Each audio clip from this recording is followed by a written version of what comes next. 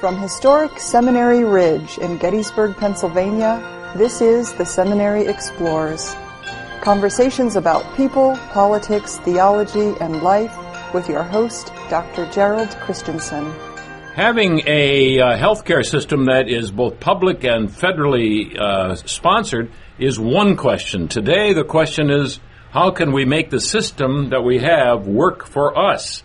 Hello, I'm Jerry Christensen, and this is the Seminary Explorers.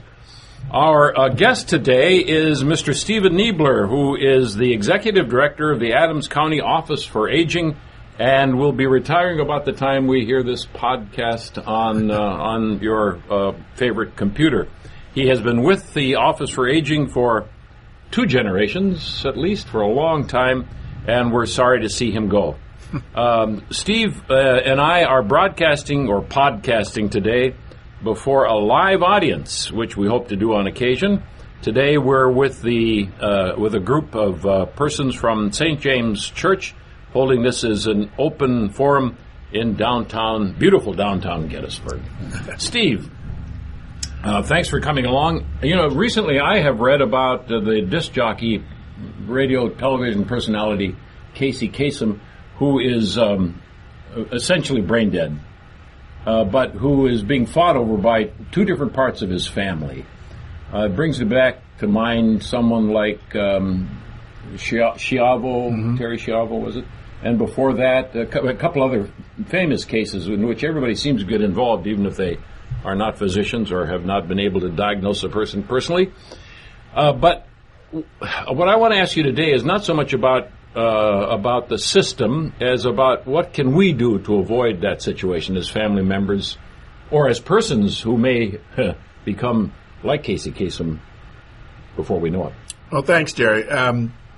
What you're dealing with there with his particular situation and others like it that makes the national news is sort of the latest issue in what we call the wild world of aging. And it's a real problem in that Americans, and probably other cultures, but since we're in beautiful downtown Gettysburg, we'll talk about here, we don't like to talk about death very much. And we don't like to talk about it particularly with our family members. And that's very interesting when one of them ends up in a bad situation. And we're currently doing a lot of work here with a group called Healthy Adams County, with a task force that they've put together called the End of Life Task Force. And what we're really trying to do is get people to talk frankly with each other about what they want to have happen when the time comes that they may end up in a situation where they are really neither here nor there. They're in a nursing home or a long-term care facility, can't communicate their wishes to people, and their family members sometimes get into a pulling and tugging over what's going to happen to them or what should happen to them. And so the first thing that we've started to do recently is to try to encourage people, and this is a lot easier said than done, but to fix their family dysfunction. You've got a lot of families in the world right now where the parents and the adult children and sometimes the adult grandchildren just simply have found they're not able to get along, and they've been warring with each other for generations. And we're saying to them, you know, that's okay. You can keep doing that. But when it comes to what the older folks in the family really want to have happen at the end of their life, you really need to put that aside, and you need to deal with it. And we're encouraging families to have what are called death dinners. And I thought you'd laugh. I didn't get a laugh out of that. That's interesting. That's the first time I've done that and nobody reacted. They know they're live around the nation. And they don't want a death dinner. It's also called having the conversation, which is probably a much nicer way to put it. But what we're encouraging people to do is to gather your family together, have a nice meal, put the dishes aside, and say, "Okay, let's talk." And there's both a sort of a philosophical piece of this and a practical piece of this. The practical piece is making sure that your family members know where your important documents are. Your will, your advance directives, your living will. We find all the time older folks go into the hospital and they're asked repeatedly, do you have a living will? Oh yeah, we have one. Well, where is it? And everybody looks at each other and they go, well, we don't know. We think it's locked in a box in Dad's closet. Where are the keys to the box? We don't know where the keys to the box are. you get this like whirlpool, and by the time somebody finds the living will or the advance directives, it's long past the point where they were needed. So we're encouraging people to just sit down and talk about practically where's the stuff. One of the things that we're finding, it hasn't become an issue locally yet for us, but we've seen it around the country, is you have a husband and wife. The husband has become a computer whiz in his advanced years and has put all the family finances on the computer. And he's doing online banking, and he's buying stocks and bonds, and he's just doing all kinds of fancy stuff. And one morning at the kitchen table, he drops over dead.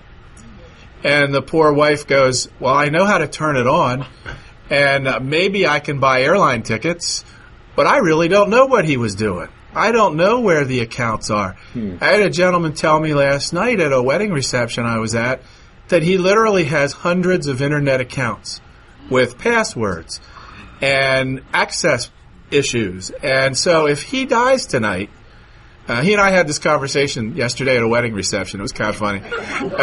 But I said, you've got to make sure. And his wife was sitting next to him, and she's going, yeah, I don't know any of that stuff. If he drops over dead or they have a car accident on the way home last night, they're in big trouble. There have been situations around the country where people actually have had to go to court to get a court order to crack the family computer so that the spouse who survives can get access to the financial data.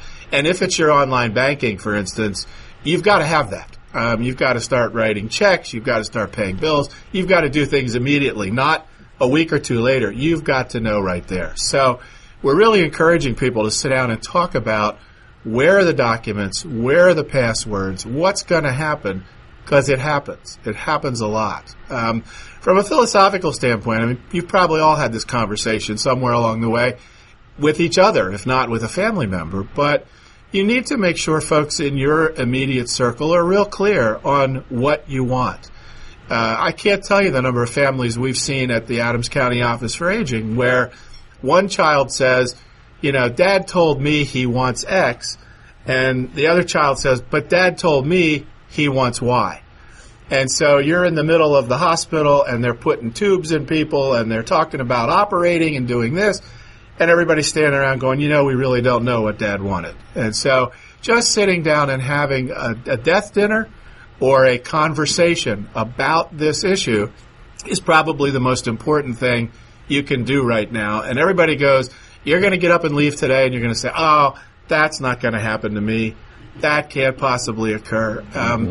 Situation in my own life a couple of weeks ago, a gentleman I knew a long, long time, he was from the Chambersburg area. He and his wife were driving back to their home in Williamsport, right outside of Carlisle, apparently driving the car. He had a heart attack and died, ran the car off the road. They were both killed. Ouch.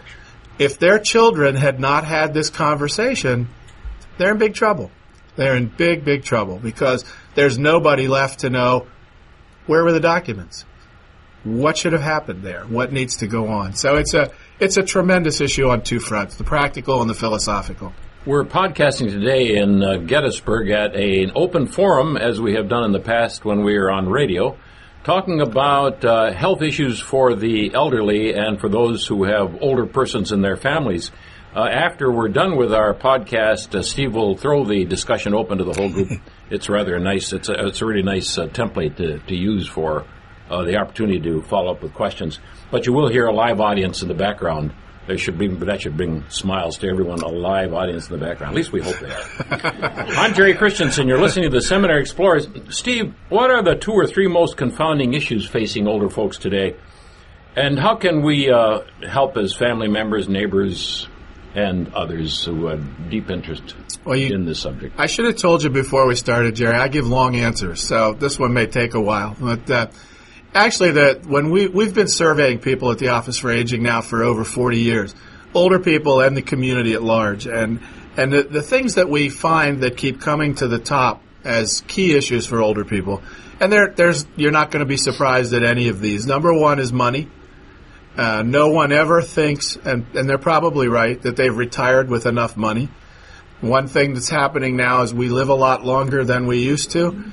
And what looked like a pretty healthy nest egg in the 1970s and 80s and 90s in the 2000s here is not a great deal of funds and you need a lot of money. I saw a figure the other day that the average person may need as much as $225,000 in their senior years just to pay for health care. Oh. How many of us have $225,000 lying around just to pay for health care? Not very many of us. Housing is a tremendous issue for older people. We've been trying, during my 40 years with the Office for Aging, we've been trying to get people to embrace the concept of house sharing. I can't tell you how often you see two older people living in big houses, sometimes next door to each other or down the street from each other. They're both struggling to pay the heat and the lights and the garbage collection and the telephone. And if they would sell one of the houses and move in together and share the expenses of one house, their problems would be over. It's hard to get people to do that. It really is. We like our privacy and our loneliness, and we don't like living with someone that we haven't lived with before. And so it's a real challenge. But housing is a huge issue. In Adams County, it's very hard for older people to downsize. There are very limited opportunities here. One thing that we need to have desperately here are apartment buildings. New, modern apartment buildings with elevators, easy access, relatively affordable, but we really do need apartment buildings. If you look around the Gettysburg area, you see very few what you would call apartment buildings. It's an interesting phenomenon how we don't have those here. We've been encouraging builders for a long time to do that. They've not been terribly responsive. And the other big challenge for older people, and this probably comes out at the top of the list more than any other, is transportation. If you don't drive in a small rural community, you're in a lot of trouble. And we've made some real strides in the last few years with public transportation here. We actually have public transportation for the first time ever, but we don't have a taxi cab company. In my lifetime, I believe 7 taxi cab companies have come and gone here, and they never seem to be able to last. Older people rely on taxi cab companies, and when you don't have one, it presents a huge challenge. We have a program at the Office for Aging. We're one of only a few offices for aging that I know of in the country that runs a program that's actually faith-based. We run a program called Faith in Action. We inherited this from the hospital about 15 years ago. And a big part of Faith in Action is providing volunteer transportation for older people. There are times when the local community transit agency, Rabbit Transit, just can't meet your needs. And so we have a core of volunteers who operate through the Faith in Action program and can pick people up and take them places that the public transportation system can't take. Faith in Action also does a lot of other things, like if you have a step come loose on your front porch and you call a local carpenter to come fix that for you. First of all, good luck getting one who's willing to come out and nail down a step. And second of all, you'll probably pay a $75 to $90 service call and then whatever time and materials the person has in nailing the step down. It's a 5-minute job. But if your grandchildren and your children live in California or New Mexico, they're not around to do it for you. Faith in Action, we can send a person out who will nail the step back. And if you want to make a donation to us, that's great, but we don't charge for that. So it's a really neat little program. It tries to address these 3 issues, but it's really difficult. As I said, if you don't drive in Adams County, it seems like everything's 4 or 5 miles apart here, and that's a real challenge. And we could probably do an entire program on the issue of older drivers. Just that alone is a tremendous problem. And you've probably all road raged an older person or two in your lifetime somewhere along the way. I think that happens. And so that's a huge, huge issue of its own. Again, going back to the housing issue, we've got to do something to sort of get the community talking about house sharing and building apartments. And, of course, money will never solve that one because we can never have too much money. But certainly good financial planning is something that a lot of us need to do a lot more of, and not when we turn 60. We need to do it much earlier in our lives. Is that significant, turning 60? It is for us. for you too, isn't it? Well, people I got a calculator. You look 30. But I'm going to hit 62 here in a month and a half. I'm way off that month. Okay. But 60 is the magic age in our business for people being eligible for our services. Yeah. But people ask me all the time, what's old? AARP, in their world, you're old at 50. Yeah. It sells magazines. Oh, too. absolutely. It sells everything they do, which is why they did it. I knew there was a real transition when AARP magazine stopped putting people like Gloria Swanson on the cover, who was 90, and they put Bruce Springsteen on the cover right. when he was 51. Right. Something's afoot here. I don't know what it is, but something's going on. Our definition is changing. So aging in our world is anything from 50 to, the oldest man in the world died the other day, and I believe he was 111. 111. Now there's a big search going on for the new oldest man in the world. Yeah. I qualify. Steve, one final question. We often hear about older people who are taken advantage of physically, emotionally, financially. What can we do, not just as family members, but as neighbors and friends, to try to address that situation? The biggest thing you can do is report that to us or the local office for aging in whatever community you're in. There are offices for aging across the country. Every county in the United States has one. We're very fortunate in that being a small county, we have our own. We're here in Adams County. But there are offices for aging anywhere in the United States. And you need to report that. Even if it seems inconsequential and it's just something you think is happening, report it so that the Office for Aging can take a look into it and see what's going on. Whether it's financial abuse, psychological abuse, physical abuse, any kind of suspected process that's happening to an older person, pick up the phone and call. In Pennsylvania, you can report, we call that Adult Protective Services.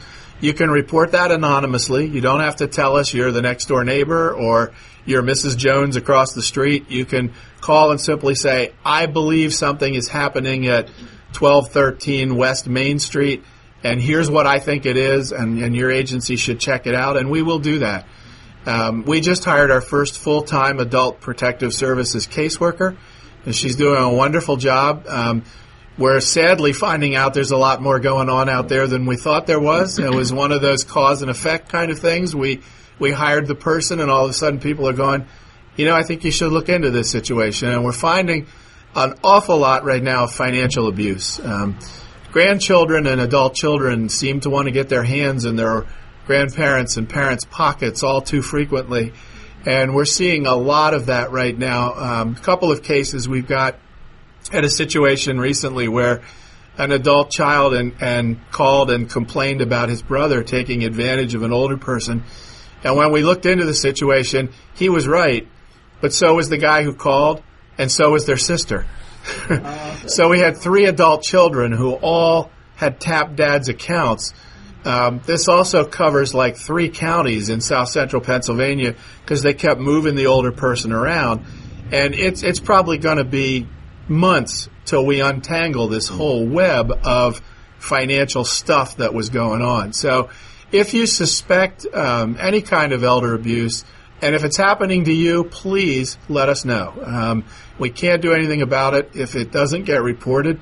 Statistics nationwide show that only about 1 out of every 7 cases of elder abuse ever gets reported. So we have a tremendous underreporting problem. And if you think about it, it's logical. If an older person is living with their younger relative and the younger relative is abusing them in some way, shape, or form, they really can't see a way out of that, because if they report it, they lose their home. They lose the place where they live. So it is a tough challenge for those folks who are actually in an abusive situation to self-report. But if you're the neighbor or the friend of that kind of a situation, by all means, call the Office for Aging. And if we can't substantiate the case, we have to walk away. But bottom line is we at least want to go out and take a look at it, make some phone calls, and try to figure out what's going on and how can we help. We've been talking to Stephen Niebler, who is the Adams County Office for Aging Executive Director, soon to retire, and we've been podcasting before a live audience in Gettysburg, a forum that takes up issues like this most every Sunday, and we hope to be able to come back and do that again. Thanks for listening. I'm Jerry Christensen for the Seminary Explorers. Have a very good day.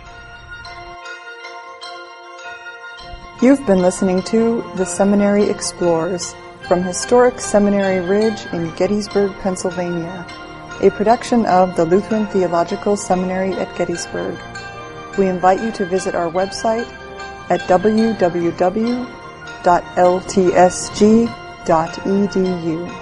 All opinions expressed on this program are those of the individual speakers and are not necessarily those of Gettysburg Seminary or the Evangelical Lutheran Church in America.